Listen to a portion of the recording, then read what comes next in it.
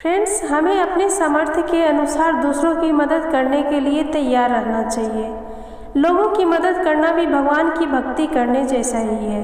अगर हम दूसरों की मदद करते हैं तो ईश्वर स्वयं हमारी मदद करते हैं। तो आइए चलिए इसी पर एक कहानी सुनाते हैं। एक दिन श्री कृष्ण और अर्जुन सैर करते हुए महल से दूर निकल जाते हैं। रास्ते में उन्हें एक गरीब ब्राह्मण दिखाई दिया जो धूप में बहुत थका हारा भिक्षा मांग रहा था। अर्जुन को उस ब्राह्मण पर बहुत दया आ गई, अतः उन्होंने उसे सोने के सिक्कों से एक भरी थैली दे दी। ब्राह्मण बहुत प्रसन्न हुआ और वो सिक्के लेकर घर चल दिया। बहुत प्रसन्न होता हुआ वह घर जा रहा था। रास्ते में जंगल पड़ता है। जंगल के रास्ते में उसे एक चोर मिल गया जिसने उसके सारे सिक्के लूट लिए। ब्राह्मण बहुत दुखी हुआ। वह दुखी मन से सोचने लगा, मेरा भाग्य ही खराब है। यह कहता हुआ और भाग्य को कोसता हुआ दूसरे दिन ब्राह्मण पुनः भिक्षा मांगने चल दिए। जब अर्जुन और कृष्ण उधर से गुजरे तो उन्होंने फिर से उस ब्राह्मण को भीख मांगते हुए देखा। अर्जुन फिर इस बार उसके पास पहुंचा और कारण पूछा तो उन्हें चोरी की बात पता चली। अर्जुन ने फिर से उस पर दया करते हुए उसे एक बड़ा सा हीरा दे दिया। ब्राह्मण घर पहुंचा। उसने हीरा एक पुराने घड़े में रख दिया जिसका प्रयोग नहीं होता था और सोने चला गया। अगले दिन ब्राह्मण उठता है तो घड़ा अपनी जगह पर नहीं था, तो ब्राह्मण बेचैन हो जाता है।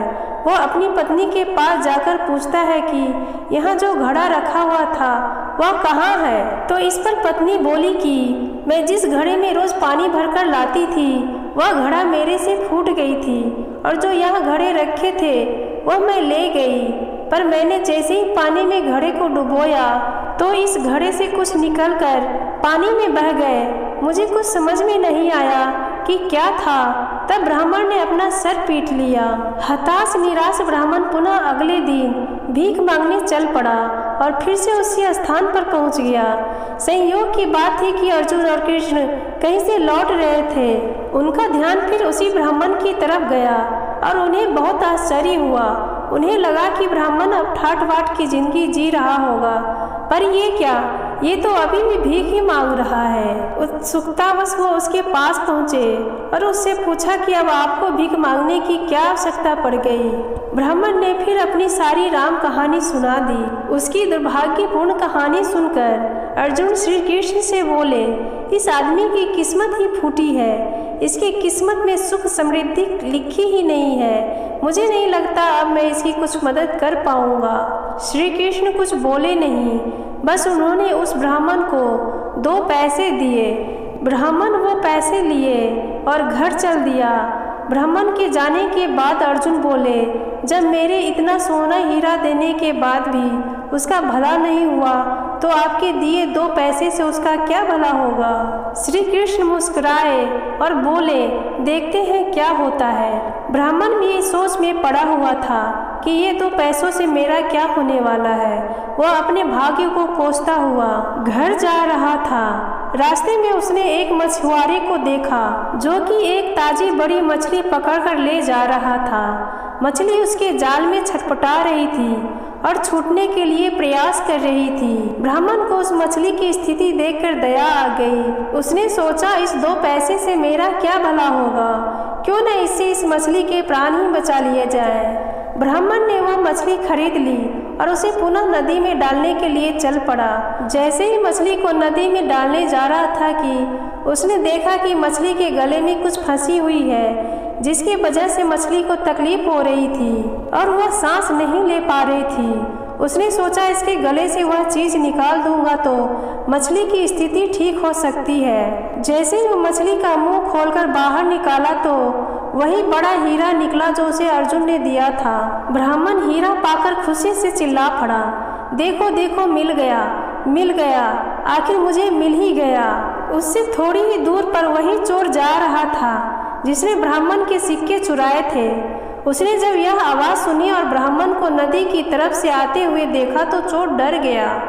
चोर ने उसे देखकर पहचान लिया था कि यह वही व्यक्ति है जिसके सिक्के उसने चुराए थे।